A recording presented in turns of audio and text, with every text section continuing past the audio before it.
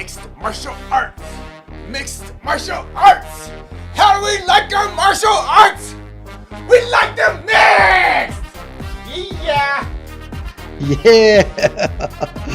Oh, Casey. I personally like my martial arts to take place in a half-empty gymnasium in the middle of the Nevada desert. That's right. I'm talking, of course, about the world's most famous Apex because this Saturday we're going back. UFC Vegas 98, and this is the preview show, everybody. Get hype! Woo! Hi, guys. I'm Jed Meshew, MMAfighting.com. You know the deal at this point. We are one sleep away, as the wonderful John Anik likes to say, from UFC Vegas 98, headlined by a flyweight contest between Royval and Tatsuro Taira, and some other stuff happening. So, as we always do, it's a preview show. We'll do the same things. We'll talk about the fights, maybe even mix in a little boxing discourse. Who knows what we'll get to. And at the end, we'll ask your questions.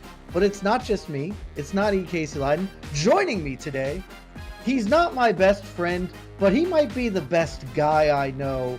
The king of the North. I'm talking, of course, about Mr. Alexander K. Lee, AK. That How is way too kind, Jed. Thank you. Way too kind. I'm doing great after that introduction. Listen, I got to be the Prince of Positivity here. I know we're talking about a card that I feel like people aren't super positive about. But I will do my best, Jed. I will do my best to steer us in a more positive direction with every fight and fighter that we mentioned. So let's get this show on the road, I guess. What a tagline for UFC Vegas 98. I guess. Let's go ahead with it, I guess. And that's exactly where we'll start, AK. You can see over my right shoulder, I have a patent pending scoring system for pay-per-view events, and for non-pay-per-view events, a separate patent pending scoring system, the FART system. This is the lowest score I've ever given at 1. This is fully a one-fight card. It's a great fight. But AK, you have your own scoring methodology. We've come to know and love it. It's you're adapting it as times go on. You're always in constant state of growth, being the educator and the innovator that you are. Give us the gymnastics score for UFC Vegas 98. Let's start there. I was not prepared for this. I am not prepared to give this card a gymnastics score. I kind of want to take the same tact that you have with Apex cards, Jed, where it's like, you have the brilliant Meshew star system, but you really only apply it to pay-per-views and events where they actually go on the road. So, yeah, I almost feel like I should not rate these cards the same way I would others. I mean, initially, the gymnastics score system was meant to be like universal, and but boy, cards have hit such a state that it's almost unfair. It's like how do I rate this compared to a pay-per-view? Like, it makes no sense. I shouldn't be putting them on the same scale. So again, in the interest of being as positive as I can, Jed, I'm not going to give a rating right now. We are going to because so people can make of podcasting. People can make of that what they will. Read into that as you will. I am choosing not to rate. I'm going unrated. That makes it sound so much more intriguing than it is. And you say that, AK, but when you say unrated, I don't hear, ooh, NC-17, this might be a very fun movie. What I think is, ooh, direct to video, they don't know what to rate it because it's garbage. Which I'm not saying this card is. Look, I'm trying to adopt more positivity in my life, AK. I'm trying to let you rub off on me in a beneficial light. This could be fun. There certainly are some fun matchups to take place this weekend. The issue for me, and with my rating system, the stakes are almost non-existent for everywhere except the main event. And this is how you know I'm a professional, because we're going to seamlessly segue right into that main event. Brandon Royval, Tatsuro Taira, flyweight contest. And AK, let's start here, because we discussed this a little bit yesterday on Between the Links. With me and Mike and Dean Thomas, who the wonderful Dean Thomas joined us. Is this a title eliminator? Is the winner of tomorrow's main event, is that the next person to be fighting Alejandro Pantoja, potentially even at the end of this year, depending on how timelines work out? Yeah, man. I think when they kicked Mokaev to the curb and after Kopp also failed to deliver in that fight, they pretty much really have no choice if Pantoja does want to get in there soon, which I imagine he does. Nothing we hear from Pantoja's camp is like, "Oh, I'm waiting for a specific opponent. I'm waiting for a specific date. I need to rest. I only want to fight." He's itching to get back in there. Like again, as far as we know, he's itching to get back in there. He just needs an opponent, and it should be one of these guys. I mean, I personally want to see him fight Royval again. I get it. The Do first fight, you? I do. The first fight was really bad. I just feel like it wasn't, but I just felt like that wasn't the Royval that I had grown to be a fan of. And then the win over Moreno was controversial. A great fight, but you really can't give him a title. Or you could have, but I think really the reaction would have been pretty lukewarm if you had given him a title shot coming off a fight that he arguably lost. I think I scored that one from Moreno if I'm recalling correctly. So yeah, so this had to happen. They had to book Royval for another fight. Taira, the timing is just right. You got this undefeated guy. I think he's only 24, 25 years old. Oh, sorry, he doesn't turn 25 until like January. So it's amazing how young he is, how talented he is. I think this is a pretty big step up for him. But if he does take the step up, yeah, I don't see why he can't get that Pantoja title shot. So I am certainly going out and saying this is a title eliminator. We do have Moreno and Albazi, right? That's booked, right? That is coming up for Edmonton, around your neck of the woods. Right. Yeah. Yeah. And in that case, again, the timing might work out for Royval and Taira because yes, if by some chance Pantoja wants to fight in December or January, really any time after the Edmonton card, it's going to be a while.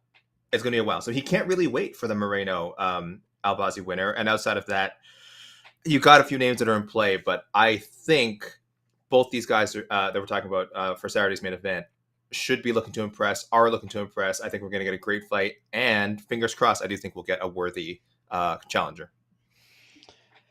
That's interesting. I didn't know anyone wanted to watch Brandon Royval fight Alejandro Pantoja for the third time. Not that it's bad, like right, like it's not bad. Their first fight, as short as it was it's fun, and Brandon Royval is usually a fun fighter, but that is why this matchmaking is a little curious to me, AK, in that I don't even Brandon Royval is not really talking like he is going to get a title fight. It could happen. Certainly the timelines, as you pointed out, that seems to line up pretty well for him. There's not another great name unless you want to just shoot Kai Asakura right into a title fight, which the UFC is pretty not on board with doing that. But that's why this matchup is a little odd to me in general, just because if Tyra does win, easy. Like it's a smooth sailing. If Pantoja wins, even he's like, I'm here to steal Tyra's hype, less I am fighting for a title shot. So I'll be interested to see kind of how that plays out at it. But let's look at this from the Tyra side then. If Tyra goes in here, he's 24 years old. This is again, I have been very high on Tyra. I have said that I think he has a good chance to be the first champion born in the 2000s in the UFC. But if he wins and the UFC comes calling and says, "Hey, you are now officially the number one contender," Brandon Royval is number one in their rankings. If Tyra wins, he would almost certainly just move to that spot. We want you to turn around, Dan. UFC 310 going to be December, like mid December, whatever the date is of that card. Mm-hmm.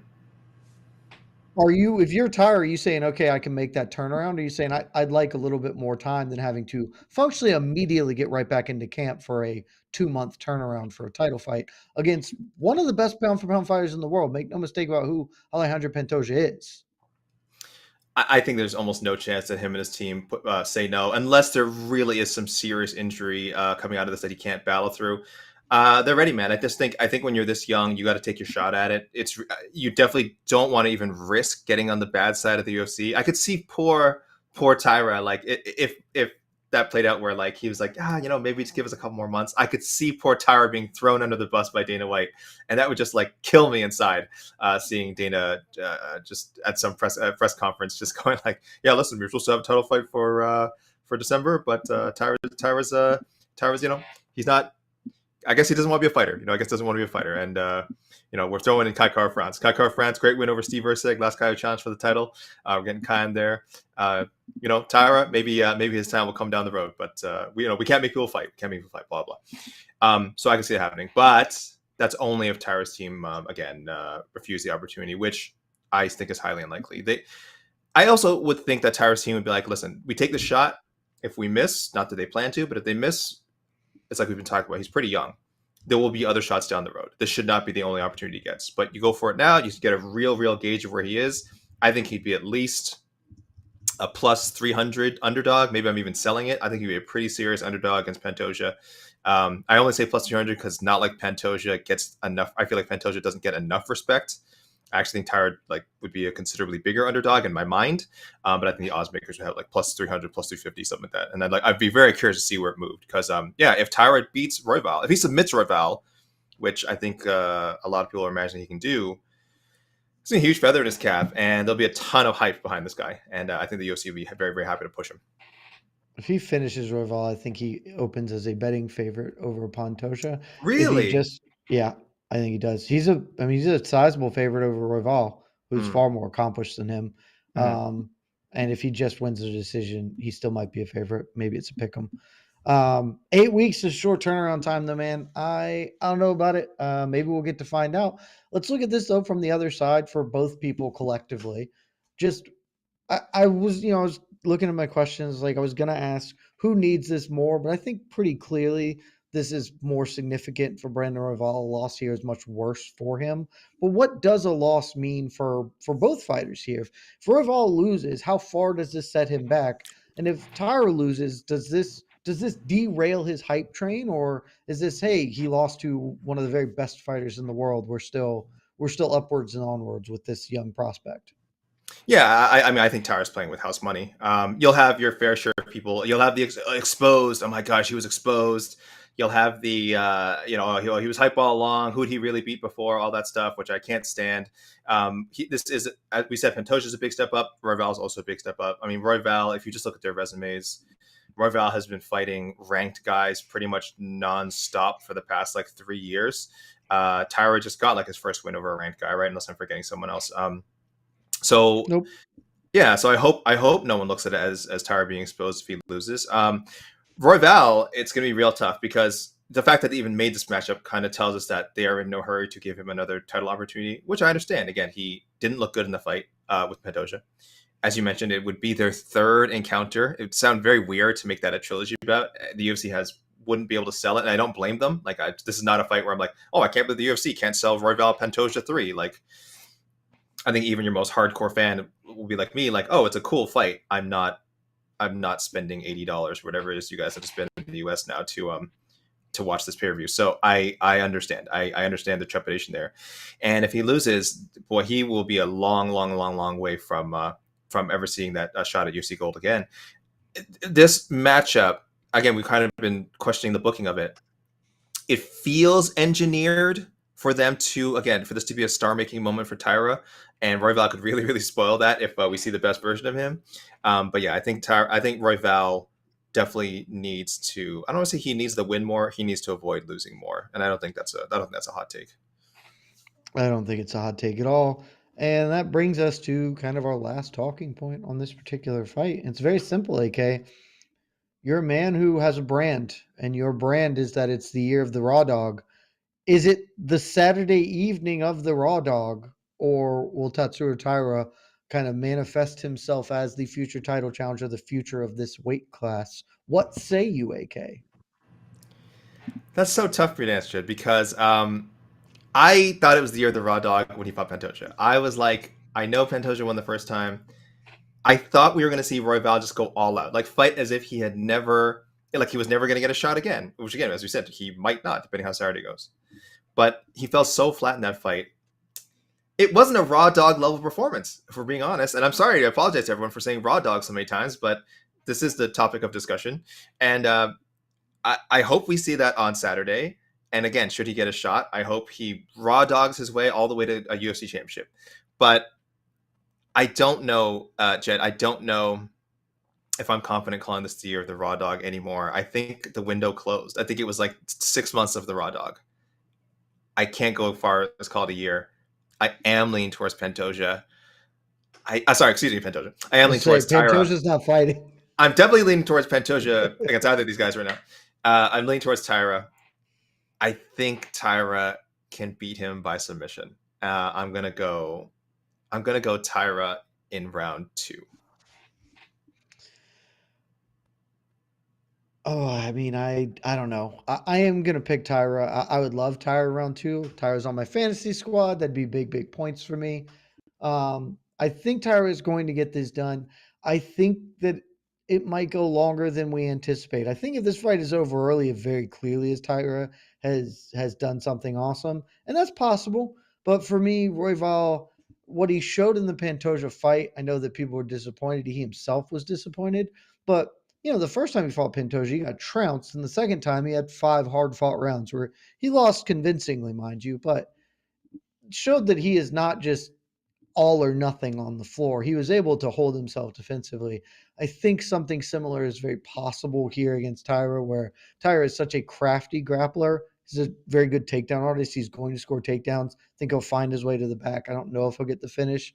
I think officially I'm going to pick like a fourth round submission, but it wouldn't shock me if this just was a very fun scrap that went a full 25 minutes. And AK, you know where that takes us?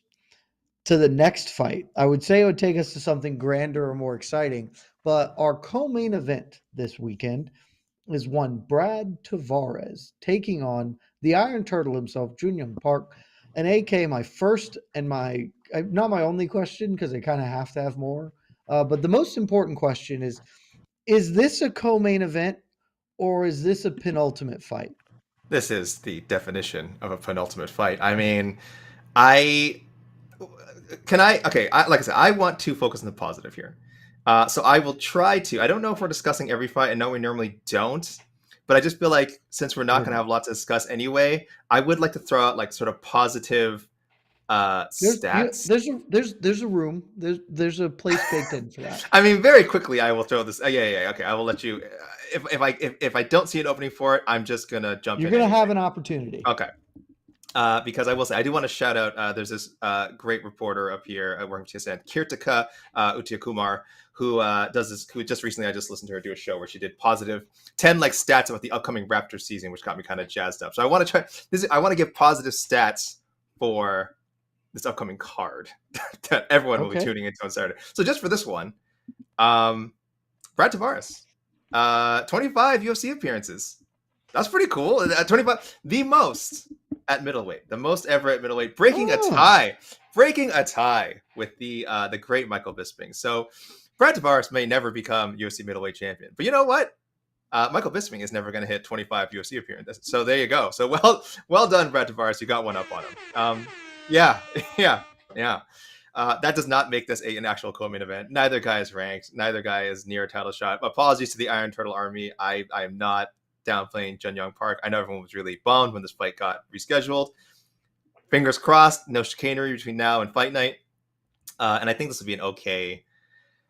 It's going to be a pretty middleweight contest, if we're being honest. In my mind, this is like the definition. I don't see either guy finishing the other guy. I see like 15 minutes of pretty like okay action that you will not remember by Sunday morning. And that's fine, but it is not a co-main event. It's just a little middleweight scrap between two vets. it's not. It's exactly what you said. Really, the only question I had was, is this a penultimate one?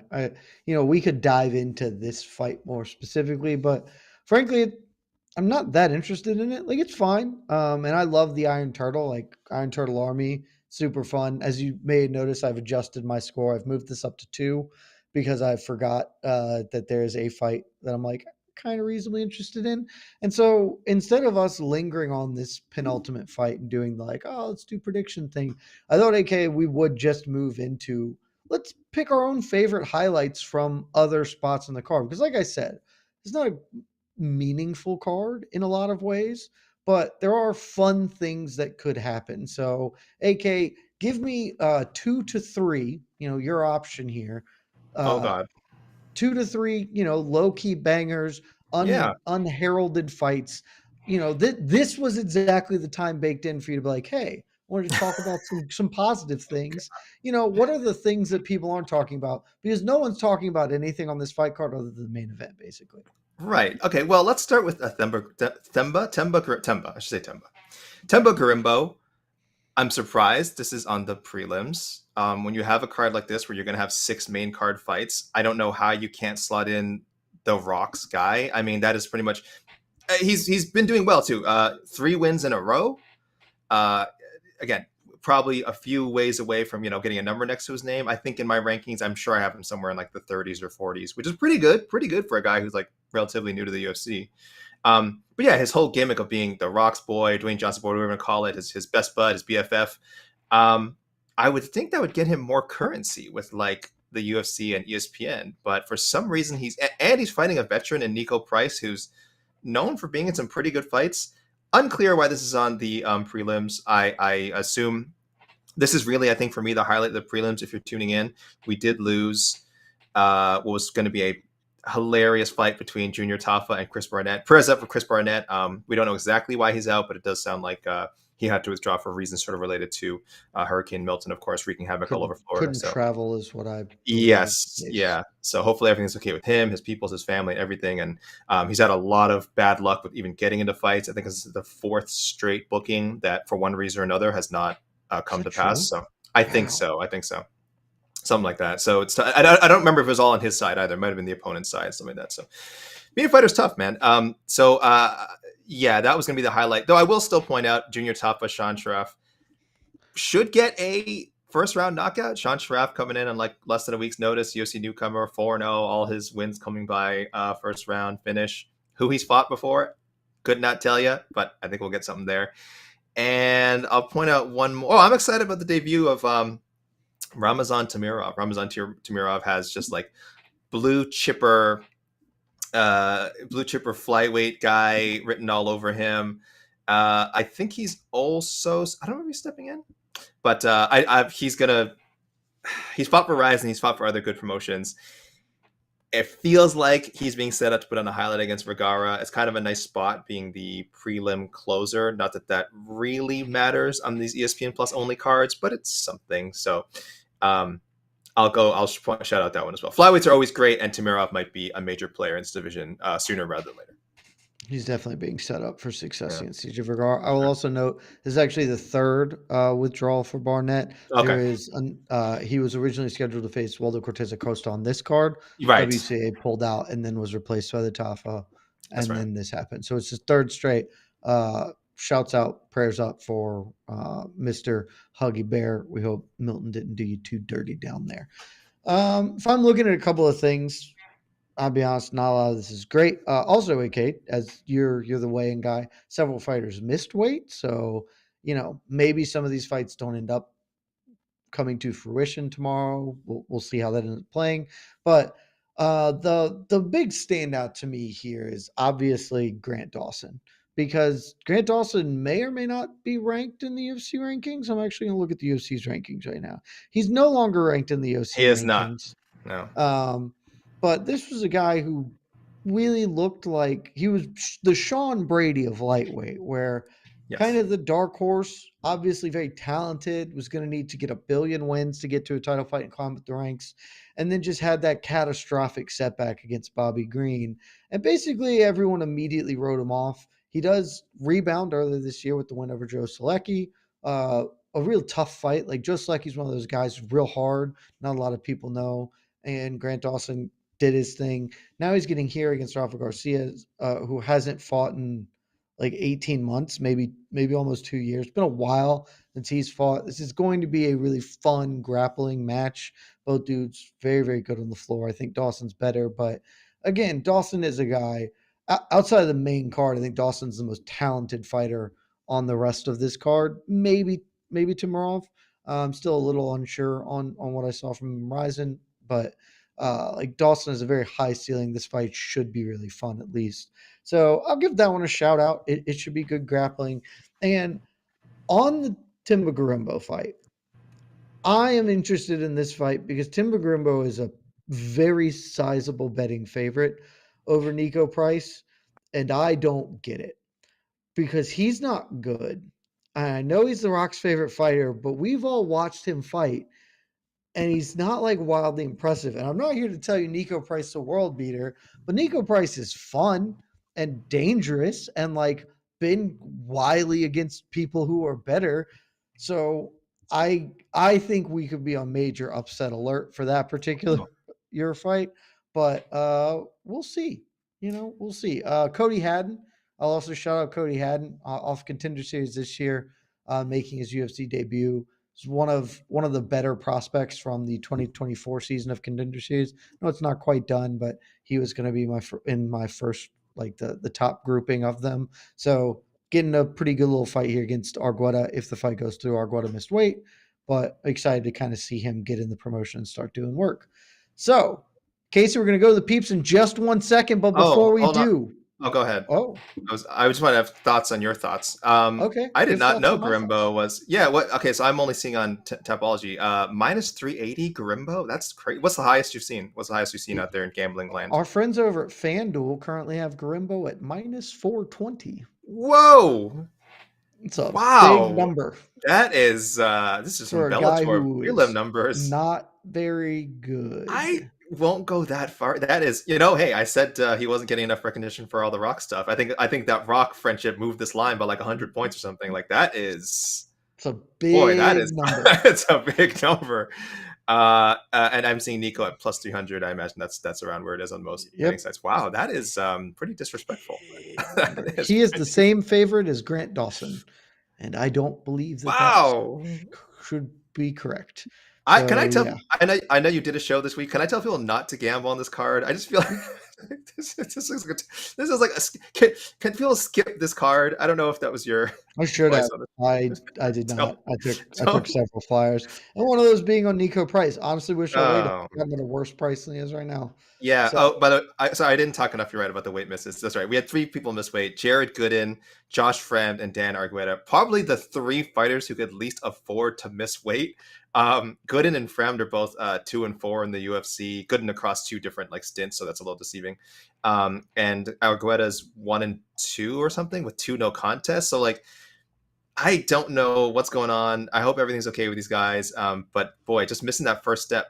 So if you're a sicko out there, if there's one more thing to keep an eye on this fight is like, if any of these guys lose, you may definitely see the last of Dan Argueta, Josh Fremd, or Jared Gooden in the UFC. It's sad to say, but I don't know if everyone's noticed. They've been doing some fall cleaning, and I don't think they got a new Contender Series crop coming in. this is true. You gotta make space. Yeah, that season's about to wrap, and not coincidentally, it looks like they just released about like 15 to 20 fighters, some of They whom got some pretty they well. got 40 plus coming on roster. That Gotta make that room. that OSP contract covers a lot of these signings. I'll tell you that much right now. He's probably making Mhm. close to six figures. I can't remember his last disclosed payday, but it's pretty high. He's been around. Yeah, there's doing, and they're not done. They are not done. So with respect to these guys who missed weight, again, they are probably fighting for their jobs. So if that intrigues you, again, maybe that's a little bit something to get you to tune in. I don't know. That's a horrible thing to say. That's true. Wasn't very positive of me, was it? No, it wasn't. But shout out to the JSP versus Pat Sabatini fight. Yeah. Also probably be a little fun. AK, before we get to the peeps, the last question I got on this card for you. Let's do a little bonus predictions. Oh, Let's get a little predictive on where we think the extra 50 G's is going. I'm sure many people will ask for it, but only four will get it. Who are the four? I think I'm gonna go no fight of the night. Saucy. Yeah, I hate to say it because I do want to believe that some of these people will overperform and give us like a fight of the night that like a sleeper one where like, oh, we'll make making our list and be like, oh wait, but remember that random fight in like October? Wasn't that sick? I don't know if I see that happening. Like I don't know if there's a Chris Curtis, Brendan Allen on here. That's what I'm saying. So I'll go 4 performance bonus. I said Taira is going to submit Royval, so I got to go Taira. I think Al Hassan will knock out Fremd. I'll go Al Hassan. I'll go. If Temba lives up to the hype, gets a finish, we'll go Temba. And what the hell? The winner of the Tafa Sean Schraff fight. Let's say Sean Schraff. Sean Schraff surprises people, knocks out Junior Tafa, Wow. gets 50 Gs. How about Wow. Big time upset, AK. that? I will have a fight of the night, and I'm going to go Denny Rodriguez taking on Alex Morono. Uh, there's just guys who've been around the block. I think it can be fun. I think D-Rod's going to win, but Morono's tough. He's scrappy. He'll hang in there for probably 10 minutes, and then he'll start to get tired, and it'll be whether he can hang in the final five. He usually does. My performances, I will pick Taira. Again, I'm very high on him. I'm hoping that he pays me off in a major way as I'm running out of real estate for my fantasy team to do stuff. And my last one, I thought about picking Nico Price here, but I think I'll just go with smart money and go for a Ramzan Timarov. This is a setup fight against CJ Vergara. I mean, we saw Taira get this same setup fight. They want to do something with him. I think he's going to come out. He's going to show out. So that's our bonuses. AK, thank you. That was a bad call on my part. Mr. 3024 himself, E. Casey lied. Get on in here and let's go to the peeps for a little bit, and then we'll wind things down. Hi. Hi. All right. Let me line up your faces here. Line up our faces. While he's doing that, fire any questions you got into the chat. Yeah. Super chats get priority. We'll answer a bunch of them, and then we'll get out of here because it's Friday. You got things to do. You got loved ones to be with, a job to return to, et cetera, et cetera. Hold on. Sorry, Case, before you read that, I see people saying... no, we're going to get to that later. I have to get to it now because I just talked. All right. Jeez. I see people saying Al Hassan Fremd is off. I will get back. Sorry, get to your question then. Yeah, let me research this. Go ahead, guys. Get to the question. Look, we've already talked about it now. I had questions lined up. I have to confirm it. Now you can bring the question back up. All right, say we're not up to date on the news, guys. We're making a show happen. Jonah Friedman, thanks for the super chat, Jonah. Will there be something bigger next year than IFW? I'm assuming that means International Fight Week. I would love it if UFC 314 celebrates PI and the winners of the bouts get their favorite. Oh, Pi. Got it. So if UFC 314 celebrates Pi and the winners of their bouts get the favorite Pi by Joe. In fact, I thought this was Performance Institute. I was like, I don't know where the hell we're going with this. Now this makes a lot more sense. Jonah, I believe myself to be at least a relatively educated man, and I didn't get where you were going with this. I feel really strongly that you would have to explain this out to Dana, and Dana would be like, no, that's stupid. I don't agree. Actually, this would be an awesome idea. I don't think Dana's going to do that. I'm going to go to Vegas right now, the Apex. Go post-presser. First question. Dana, great show tonight. Thanks. The UFC couldn't have been here without you. International Fight Week next year at the Spear. A love letter to Pi. It wouldn't even be International Fight Week though, because International Fight Week won't be 314. Well, we'll move it. 311's January. That'll be the April card.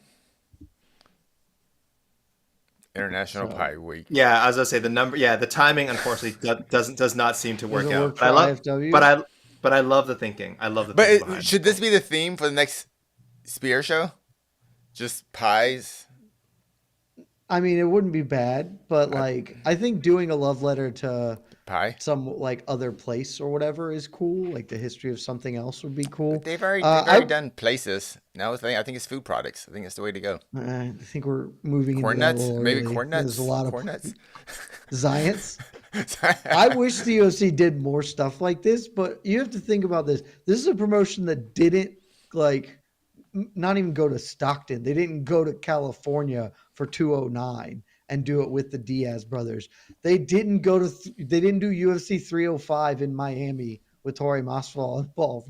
This is not how their brains compute promotionally. And so think about 300. 300 was fun and they put a lot of weight into making it a cool card, but they didn't do a lot around that sort of thing. It's just not how they do it.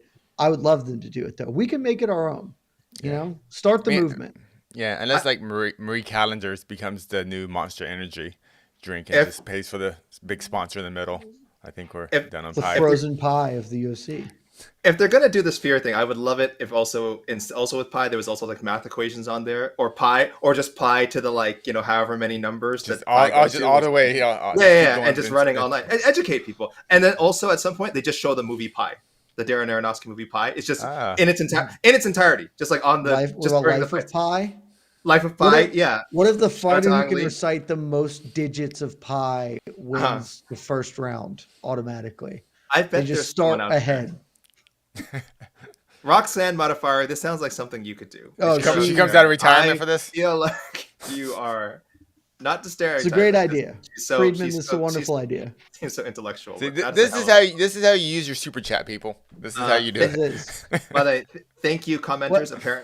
Apparently, yes. Al Hassan and Fremd is off. We don't know the details yet, but it is on UFC. It is official. UFC.com. I mean, Fremd, we know the details yeah, from Blue Weight, so the fight's off. perhaps one too many pies for Mr. Fremd. Wow. I'm so sorry, Josh Fremd. I hope you're okay. I hope you're okay. I think that's A+ work. You have nothing I to hope- apologize for. I hope you're okay. I hope this fight gets rescheduled and they don't just cut him. I hope he at least gets a chance to make weight again and get in there one more time. Guys, on this note, before we move on to other questions, what is your favorite pie? Oh. Banana cream. Okay. I'm big on banana cream. I like an apple pie. Okay. But how? Just plain? Microwave? Like a Dutch apple, like the lattice structure. How do you want your apple? I feel like I'm out of my element here. You're not a big pie guy? Not a big pie guy. Do you put a slice of American cheese on it? No, Are you just messing with me now? People do that, and that's the thing. They're horrible people. What? I judge them. I don't like to yuck people's yums. You are. On this one, I will. That's just gross. Sweet and savory, man. Sweet and savory. That's how it works. Not pecan. That's a good answer. Perplexed by that in the comments. It says pecan. Pecans. That's a good. Pecans, good. Still sweet. I like sweet pie. A good key lime pie. Key lime can have a really low floor. If it's bad, it's the worst pie. But a good key lime pie is the superior pie. I agree in that. Like bad key lime is very bad, but when it's done right, really bad. When done right, it's got a wide range, but the high end of that range is good. Apple, terrific. All fruit pies, just great. Cherry pie's terrific. See, cherry pie, blueberry pie, terrific. All right. Shoe fly pie? You ever had shoe fly pie, or is that me being southern as shit? I think. What is shoe fly pie? Oh, it's just sugar, basically. It's like molasses sugar. It's like molasses Sugar, maybe like a little bit of egg. I've never made one. I've just had it. It's just sugar. It's like a pecan pie about the pecans. Yeah, it's just pretty much. It's delicious, but it's real southern. All right. Thank you, Jonah. All right. Next question. Where should we go? So we know that fight's off, so let me throw away some of these questions. How many Josh Fremd, Abdul Razak Al Hassan questions could there have been? I am curious. There were weight miss, and there were a lot of like, hey, dumb, the fight's off. I was trying. They were right. I had those lined up. We kind of talked about this, but is this the low key banger of the night? Sorry, from Mr. Boza. Low-key banger of the night from Joseph Boza. For me, it's Grant Dawson versus Rafa Garcia. It's a fight where the winner could crack top 15. So I don't think the winner of this fight will crack top 15, but AK, I already kind of talked about this fight. Do you agree? Is this the low-key banger of the evening? And do you think they could crack top 15? Where will the winner of this be in your rankings? Yeah, my only dispute here is calling it low key. I think it's like very clearly could have been I think I thought it was the co-main event until I saw like I think it probably should be the co-main event. Right? So it's if we're just saying is it the best fight outside of the top two, like clearly, but it's not even really low key, like because Grant Dawson was ranked once upon a time. I think he was pretty sure he was in the UFC's rankings. Again, losing to Bobby Green, no shame in that. A guy who's much more experienced than him. A guy who he got caught. He just got caught early. He's not ready to fight a guy like that in the stand-up, right? We knew that. We knew any stand-up exchanges would favor Bobby, and that's how it went, right? So, yes, but essentially the heart of the question is this the one to watch outside of the top two? Yeah, this is the low key banger. Will Grant Dawson be ranked? I don't think so, only because lightweight is so deep. And I'm also just thinking of in our MMA fighting rankings where we include lightweights from other promotions, definitely not. UFC only. Bobby Green's not even ranked right now, so I don't think he gets ranked. It'd be tough for him to leapfrog Bobby Green. So no, but that's okay. Grant Dawson just needs to get back on track. There was a lot of hype there. Again, he got put in there with a much more veteran fighter, and he lost. It happens. So definitely, I don't think he's getting ranked. But by this time next year, will he be ranked? Yeah, I think he's close. He'll be on his way to fighting a ranked opponent, and that's a good place.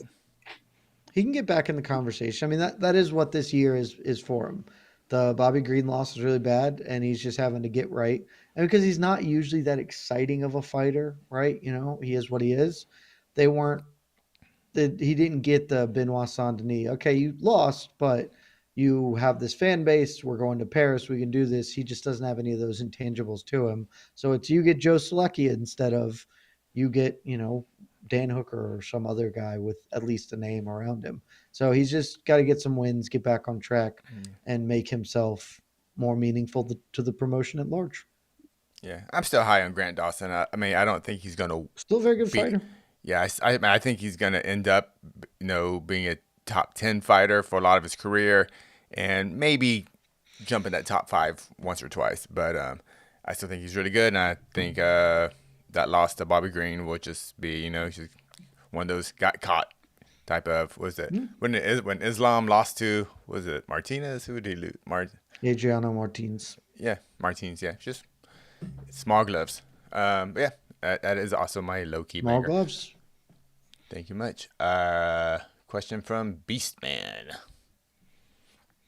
Mustache, Jed and AK. Who do you think wins the D-Rod Morono fight? Morono took his last fight in late notice. I think his gas tank shouldn't be judged too much from that.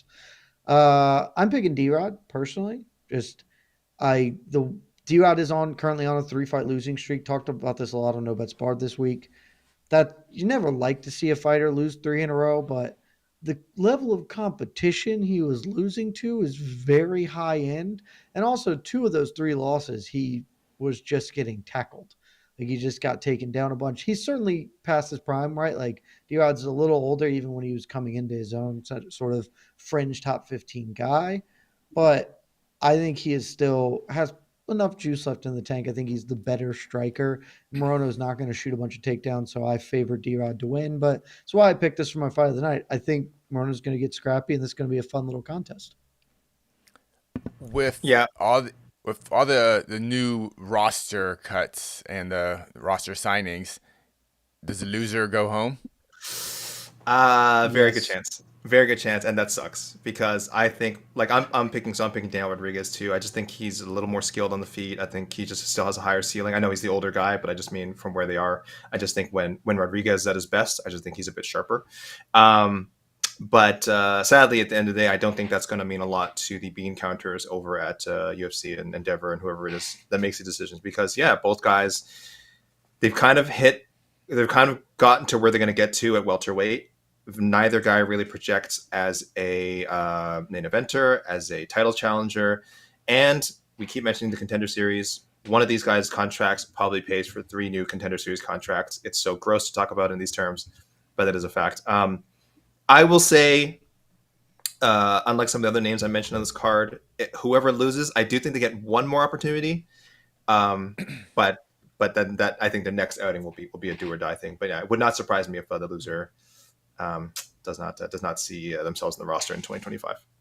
Yeah, that's the only reason I see this fight even being made. Honestly, Yeah. it's loser 2 vets when there's so many prospects that these guys can fight. Because I love prospect vet fights, but these are 2 vets on losing. What is Morono? What's his losing streak right now? Just 1, or is it? No, actually, he might have won his Oh, do I have it? recent one. mentioned? Let me look it up. He's No, he lost to alternated. Nico Price. Yes, he's alternated wins and losses in his last 6 fights, which the UFC does not love. Which is like kind of again it just doesn't sit well with them. And if he loses, it'll be 3 of his last 4, so he'll be in a tough spot. But I think both guys should get one more. I actually retract my statement on this because I wanted to check and then I did. I forgot that the Gastelum thing, also Gastelum did that thing where he faked making weight and last moment was like, actually, we're fighting in middleweight. And D-Rod said yes. And then came out afterwards that he even re-signed a new contract with the UFC. And they were like, hey, man, thanks for doing us a solid taking this fight. Still short leash, right? Like, I don't think he wants to keep losing many more of these, but did recently do the company a solid, so probably has at least a little more leeway than I originally had given him credit for. Very little, knowing the UFC. Yeah. Yeah. I hope the UFC keeps both these gentlemen around. That's all, because someone has to lose, unfortunately. All right. Thank you. They don't. Draws are possible. Draw. Yeah, Draw and no we contest. love A lot of draws here. options. We love draws here. Look, 2/3 of this screen right here scored the co-main event of UFC 307 a draw. Thank you very much.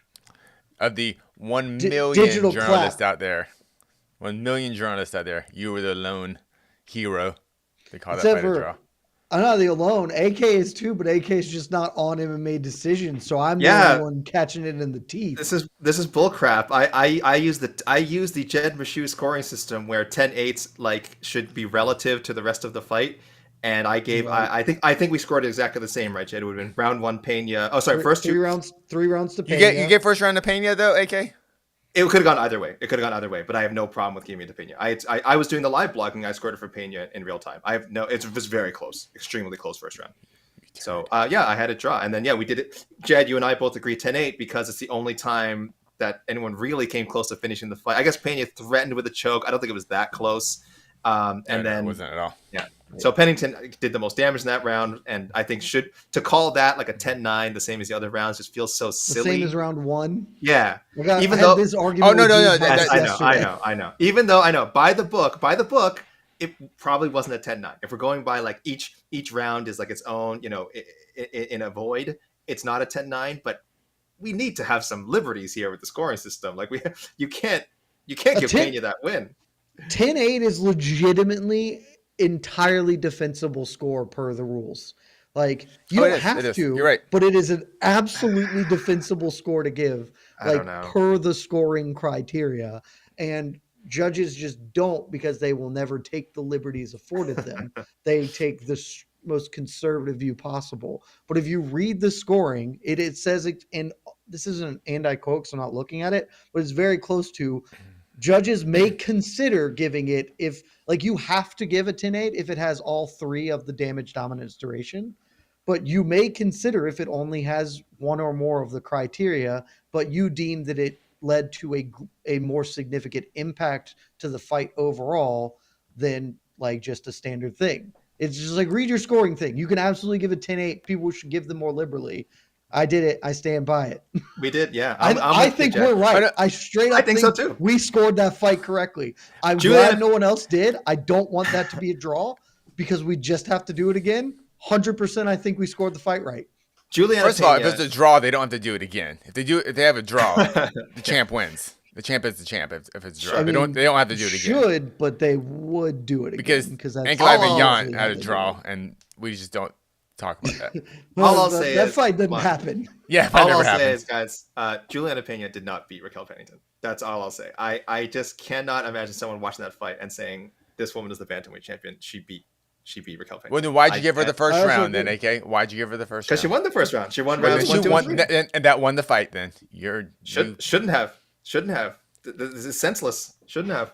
Mario Bautista also won a fight, apparently.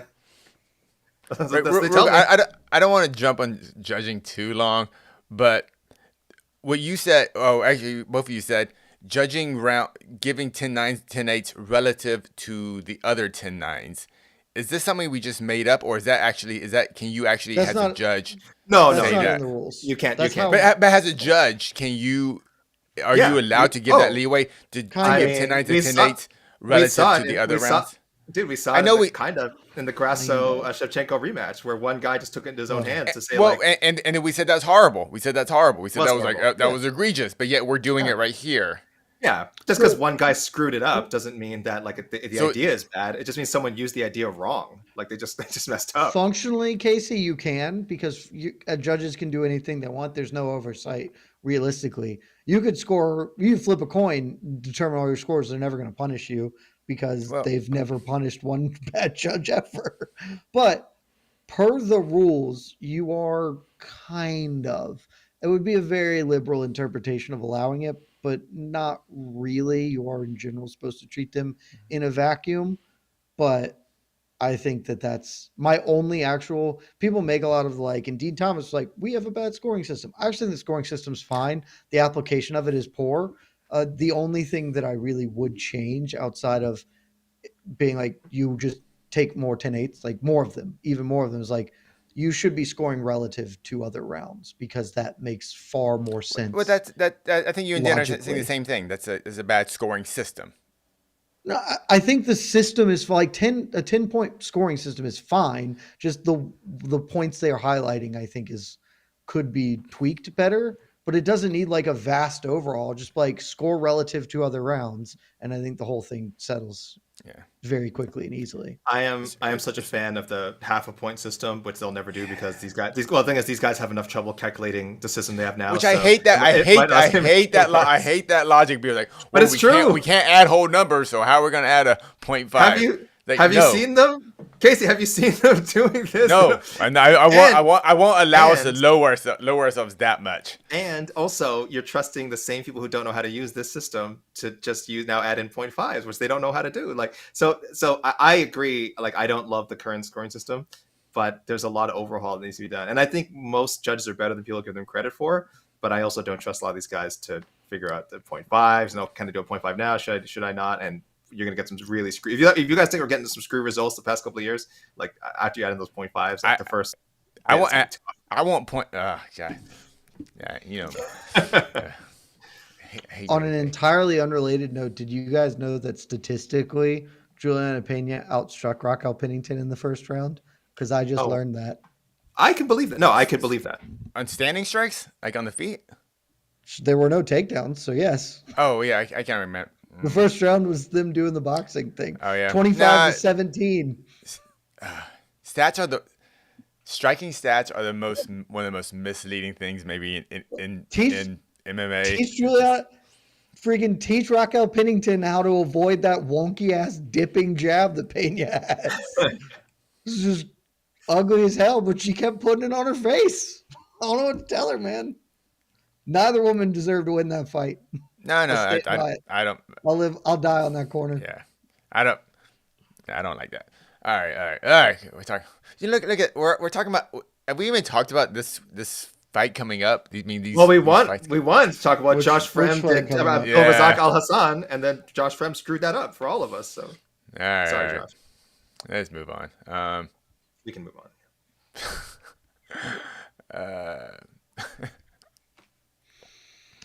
Patrick Flies. Any leads on the UFC 310 headliner? Nothing official. That's the December card. Nothing official. It seems extremely likely Bilal Muhammad will be defending his welterweight title there, per comments from his manager Ali Abdelaziz recently. Who that will be against? I believe. I think Ali spoke with Damon, and I believe the quote was, "Bilal is ready to fight whoever, be it Kamaru, be it Shavkat." So I think it will. I would say we are likely getting Bilal versus Shavkat for that fight, but you never know. Maybe something happens instead. But I think that's got the inside track right now. Yeah, I think we're going to get that fight. I think all this stuff with Muhammad, like talking about fighting Usman and fighting, what was the other thing? He was, whatever other opponents he's been throwing out there. I think it's just a bit of gamesmanship, obviously, because he's not ready to book a fight anytime soon. So, he does a lot of interviews. He's out there on social media. He's very active on social media. He's going to talk some shit. He's going to keep his name in the headlines. He's going to get people talking. I don't think he's ever avoiding Shavkat. I do think, they just haven't put pen to paper yet. They're just working out crossing the T's and dotting the I's and all that. And I'm sure if he could have gotten the Usman fight, he would have loved it. Like, it's not like he just threw it out there for no reason. But I don't think there was ever a part of him that's like, oh, if I don't get Usman, I'm just going to sit in the shelf and not fight Shavkat. I think it's like, no. If I can't get Usman and then the Shavkat fight comes, boom, sign me up. Let's go. Let's get it on for December. Yeah, I agree. I think Bilal's just being a prize fighter now, and this is the one opportunity in his life where you can actually make life-changing money. So make sure you do it right when you're the champ.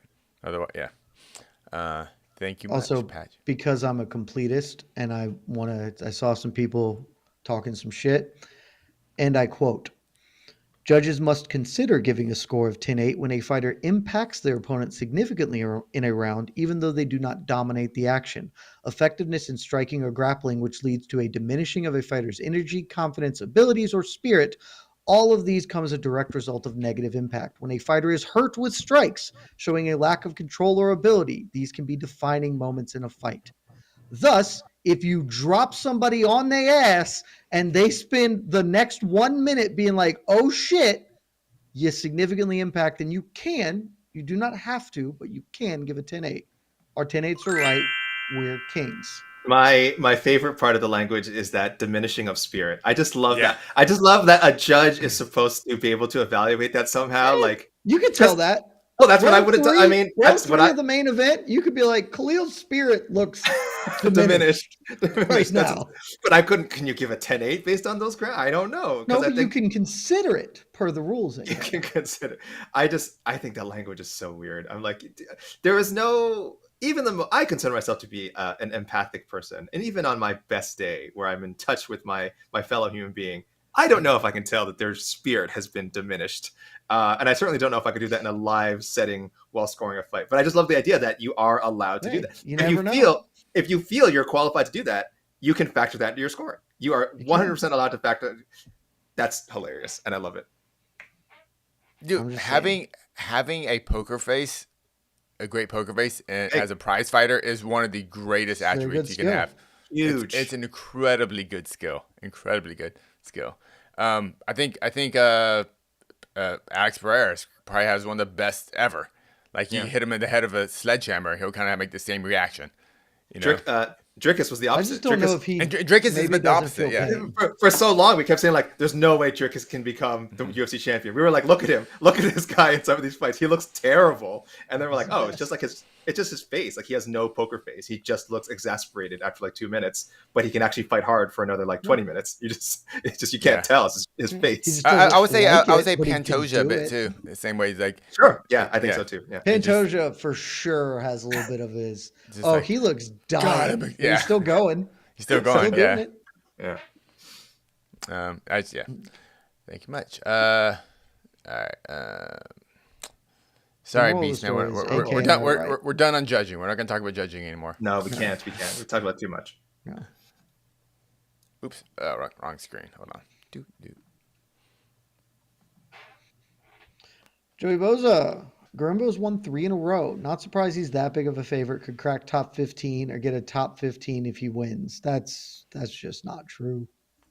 He's not cracking top 15 by beating Boza price. Joseph, thank you for your questions. Always give me your 11 to 15 right now. If he scores a 30-second, who gets bumped out? Who gets bumped out? If he scores a 30-second knockout of Nico Price, give me your 11 to 15 right now. Yes, and tell me whose spot he's taking because I don't have him near the top 30.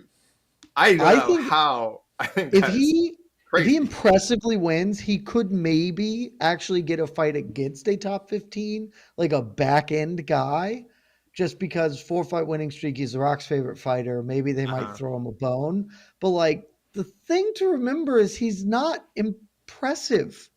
Like his fights aren't fun. He has the one win over, I have to look it up now. Oh, he had the TKO of Pete Rodriguez, but like the Ramiz Brahman, like that's not Takashi Sato. He's not there. He's found a way to be very popular with one of the most popular people on the planet, and that's awesome. Good for him. He shouldn't be a minus 400 favorite against a guy who has real wins in Nico Price. If two of your wins are Takashi Sato and Pete Rodriguez, I am sorry, you are not near the top 15 in the UFC. You're just not. This is a good division, guys. Welterweight's not a stank division. Like this is a good division. There's so many people I couldn't put him above. I'm just looking at my list. Like I'm not putting him above like Randy Brown. I still wouldn't put. I guess he might end up above Dan Rodriguez. Dan Rodriguez might not be with the company if he loses. Carlos Prates, who's headlining against Neil Magny, apparently I would put above Temba. There's a lot of some veterans. Santiago Ponzinibbio I would still put. There's so many. That's it. Joseph Boza, thank you for your questions. No to this one. There is an outside world. If he wins impressively, they do give him like. Oh wait, Neil Magny just got booked. Who's he booked against? He's fighting Prates. Yeah. As I was saying, who I would rank above Garimbo. Yeah. But when Prates kills Magny, then Magny will no longer be ranked. So even if he gets it, I still put him above Garimbo. I'd still rank him above Garimbo. I would, but like even if Garimbo gets the Magny fight next, he's still not getting a ranking. Like it's just Prates. He's not gonna. They won't give him Michael Page. Vicente Luque is still trying to fight Nick Diaz. Actually, even with the win, I don't think he gets a ranked guy. He's just. But I will say 2 more. none of this is to dog Grimel, by the way. I know we've been saying. I know Jed, you've No, been no, saying no, not at all. you've been saying Grimbo's doing his thing. Yeah, yeah. he's just I know he deserves to be there. He deserves to be in the UFC. He earned that win streak. yeah, and No issues with that. No. yeah, and I don't think he's like. I know he's not like a super young guy, but I don't think we've seen. I think there's still room for growth there. So I'm not predicting a top 20, top 15 guy like that, but like I think the UFC has something with him here with his great story, amazing story, even before the Rock thing happened. Amazing life story, which I think they did a pretty good job promoting when he kind of came up. Um, and yeah, if you just take sort of like the highlights from his fights, you can put together an okay package. I get it. The 15-minute product is not super compelling, but I think they have something with him here. Like this is a guy who could have a really good like 15, 16 fight UFC career. I think if they play their cards right and they keep kind of booking him the way they've been booking. So props to them. I'm sorry, I don't mean to like just he's not a top 15 guy, and that's okay. There's a lot of fighters at welterweight who are not top 15. Dude, Very he tough division. has made a life for himself. Like the whole story was he didn't have anything, and now he has made a life for himself. He's Yeah. winning. Yep. Keep doing it. And I think it's very funny that he says, like, I'm going to be the welterweight champion by next year. That's hilarious to me. But look, he's getting wins. If he can get another one, a win, frankly, I don't think he will. But if he does, he gets to keep doing it. But he ain't. We're just not there at 15 remotely. Yet. Could be. Yet. You never know. One day. You never know. All right. Thank you, Mr. Boza. Fahim. Colby versus Ian versus Leon, or Ian versus Jack Della Maddalena. AK, what do you think about these matchups? What is the question asking? Which one do I want to see the which most? one do you want? Who do you want Ian. to see Ian fight? Colby, Leon, or Jack Della? Is functionally what this question is asking. I never want to see Colby fight again, so that's easy to write that one off. Zero interest. I don't want to see him fight anyone. Those top two, those are Ian versus Leon or Ian versus JDM. Those are good choices. I guess because I'm a believer that they should push IMG to a title fight sooner rather than later. I say you roll the dice and see if we can beat Leon. I know it's a tougher matchup. We are talking about a former UFC champion, a guy who I still think is one of the 5 best welterweights in the world. But I also think like Ian Machado Gary is like better than people give him credit for, and is still developing. He's still a pretty young guy. I want to know how good he is, and we could learn that in the JDM fight for sure. But I'm saying I'm taking it a step further. I really want to know how close he is to the like top of the top of the top. So give me him and Leon. Casey. I would say Colby, but I don't want Colby to ever get another paycheck, so I'm gonna not go Colby. And Leon makes the most sense. Yeah, I'm going Colby. I think this one's very easy for me. Colby's actually. They've just been selling that fight for a while. Like, just do it. Especially because I've been pretty firmly on board. I want Leon to fight Jorge Masvidal. I think it's very silly. I'm not saying that this is meritocratic. Oh yeah, but yeah. like, That's out let's there. do that. They should just. Jorge wants to come back. Dana seems lukewarm on him coming back, but like, F it, man. Let's just let them settle that. It's a good rebound for Leon after the title loss. And then I didn't care about this previously, but after Sean Brady's recent performance, I think him versus Jack Della makes all the sense in the world. And I would like to see those two fist fight each other. So Ian and Colby can do that, settle their long-standing beef. I think it makes all the sense in the world. That is the one I would pick. Yeah, if Colby also is think going it to is fight by again, far the most likely one to happen. Yeah, if Colby does I fight don't think again, Ian versus Leon is very likely. I like it. Okay, thank you, Fahim. Another super chat coming in, a $9.99 super chat from Chase. Whoa. Chase. Very random thought. The betting line for Conor versus Chandler was extremely tight. Does that mean the books think highly of a coked out Conor or very low of Chandler? Lovely way to phrase it. Nice loaded question right there. I feel like if Jed Meshew were setting the line, it would be like McGregor minus 800. I would think. What was the McGregor versus Chandler line? I don't remember.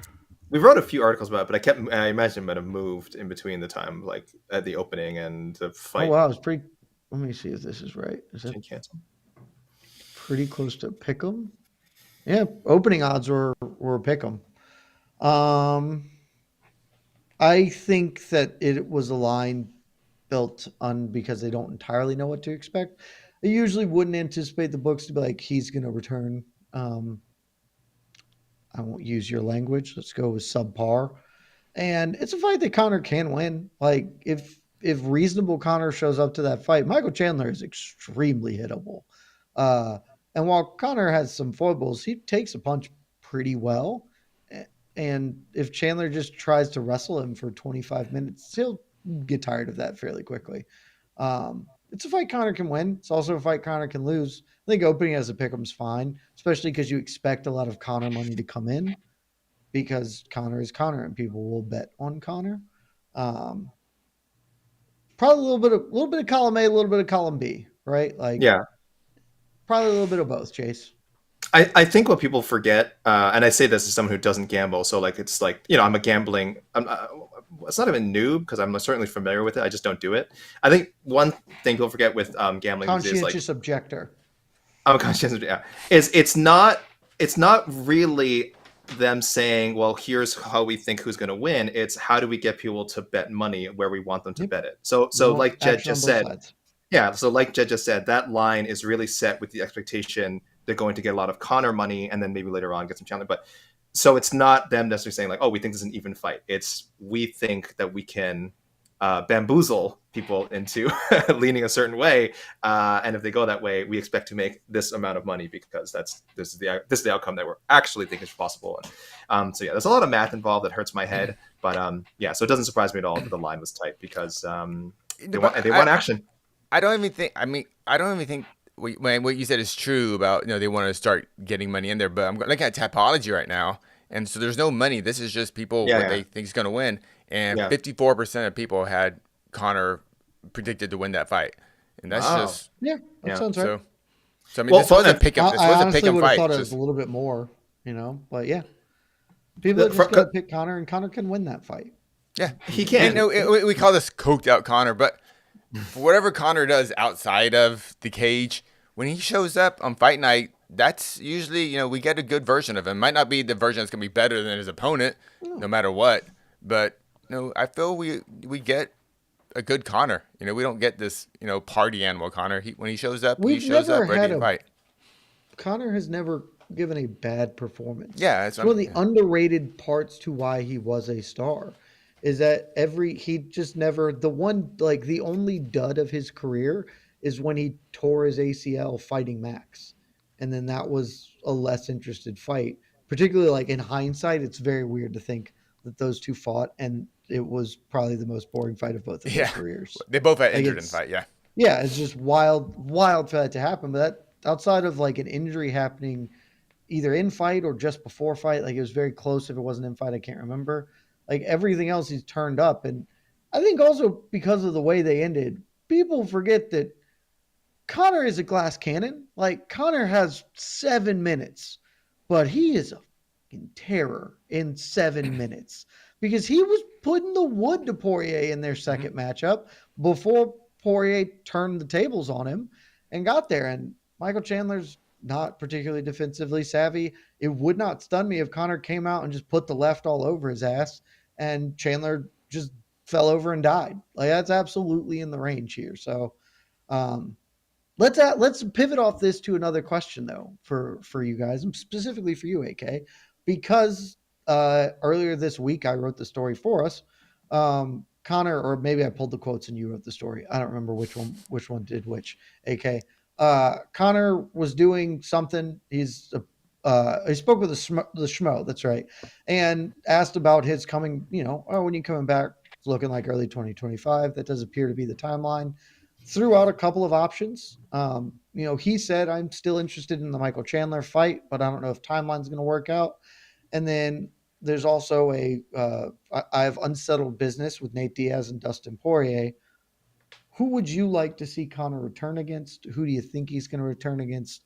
And Casey, unless we have other pressing questions, we'll wrap on this because we've already given an hour plus on this. I know he said multiple times I think he has 2 UFC fights as far as he knows left in his contract. So theoretically it could be Diaz and Poirier. But if I'm going by what I want to see next and not having to wait another year or something to see Connor again, I really want to see the Diaz trilogy. If I had to choose between those two trilogies, it's the Diaz one. I just think Poirier is better than him at this stage of their careers. I don't have any interest in seeing that again. Maybe that's the case with Diaz too, but also like you mentioned him being a glass cannon. The one fight that we kind of saw him find this insane second wind was the Diaz rematch, where I would have sworn he was dead in the middle of the fight. I don't know how. I have to believe that he was like off camera. We didn't see him get like a shot from the oxygen tank or something, because I had never seen. I thought he was dead. I thought he was dead in the middle of the Diaz rematch, and somehow comes back. One of my top 10 favorite fights of all time, I think, is that fight. It was so exciting, and I do think McGregor legitimately won. I don't remember what I scored at the time, but I had no problem. I know it was a majority decision. I had no problem with it. I think maybe there was a 10-8 in there that people want to see that wasn't scored or something. So maybe that was the beef with it. But yeah, I want to see that again. It's so, I don't want to say easy to make. I don't know how easy it is. Too busy with both these guys. But neither guy, it doesn't matter whether either guy's on a 3-fight win streak, 3-fight losing streak, whatever. So they haven't fought in a year, 2 years, 3 years. That fight is there. Like that trilogy bout is there. It has been there.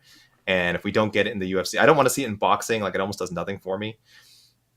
If we don't see it in the UFC, I feel like we really lost something. I think that's really strange. So give me let's close that loop if we can, and maybe bring order back to the MMA universe. I'm for that. I think that would make them, honestly, that's the fight that makes the most sense for his comeback. I don't need to see him fight Poirier. I know he really wants to. Poirier probably would take it for the money, but maybe not even. But that he and Nate are going to fight again. Let's just do that. That makes all the sense in the world to me. I'm gonna be a weirdo and say I wouldn't mind seeing that as a boxing match. Diaz. I'd be fine too. I would also accept that. That's not my preference. Yeah, I would prefer it to be MMA, but I wouldn't mind it in boxing. That's also acceptable. And yeah, we do have a super chat. No, I was going to say, I know you're about to. Real quick, we'll hit this last super chat. Sure. Super chat. Terrence Leverett. Sorry. How different would UFC be if Conor would have been made part owner in 2016, like he asked? How Carla is gone, but how would have she done against Dern? Or now Carla is gone, how would she have done against Dern? Sneaking in 2 questions. I like that. I like that, Terrence. I like that. Yeah. Well done. Well played. I'll lead off and say he was just never going to be a partner. So, like, we could play out that counterfactual, but it was just a 0% chance to happen. The UFC would never give up that level of control to a fighter. And functionally, I don't think it would be that different. Conor might have fought a little bit more, just because he would feel more invested than sort of where he's at. But I don't think we're getting any substantive changes if a miracle happens and he gets it. But I think that was just never realistic. He would have made even more money from the Mayweather fight. Yeah. He would have got even bigger. He would have made the appropriate amount of money from the Mayweather matchup. Yeah. As far as Carla versus Dern, look, I will believe in Mackenzie Dern despite all evidence to the contrary, because I'm a mark, I guess. I don't know why. It would probably go the same way every Mackenzie fight goes. Like the opening round, she'll have the back and threaten a choke for 4 minutes and not get it and look like an absolute world beater, and then look completely ineffective for the remaining 10 and lose a split decision. I just assume that's how that would look. I think. I mean, at this stage of their careers, I just think there's an age gap there, and I think Dern would win it in their primes. Pretty much how Jed played out, I think I'd have to lean towards Carla taking a split decision. But I think right now, if Carla stuck around and she ended up fighting Dern, I feel comfortable picking Dern to win. Good retirement for Carla, though. There we go. It was. She still clearly has it. Could stay and compete if she wanted to. Other things to do. Nice moment. The Tisha Pennington stuff was a little sad, but that had to happen. But good moment, solid retirement. We wish you well. Hope you get inducted into the UFC Hall of Fame one day. Yeah, and shout out to the Utah fans for booing breast cancer awareness. Shout out. You guys misconstrued it. They were booing breast cancer. They are vehemently against breast cancer. Oh, that's good. That's good. And Tisha's grandmother. Yeah. Hey, breast cancer, bad. Boo. They're not booing. They're saying boo worms. Yeah. Good. It's good. Yeah, a All right. lot of Herbert Burns fans. Yeah. Out in Salt Lake. Oh, All right. We gave you plenty of time on this particular card. Look, it was what it was. We didn't get any questions about Bivol Bertabiev, which is clearly the fight of the weekend. I am a little bit excited about watching that one. Also, a little BKFC action coming at you as well. Ben the Bane Davis taking on Oscar of the Mac Life. I mean, I honestly couldn't tell you the main event because that's the main event of my heart. We got you covered for all that. MMAfighting.com will have coverage on all of that, plus the UFC Vegas 98 card. And then, ladies and gentlemen, we're back here next weekend with a whole lot of stuff.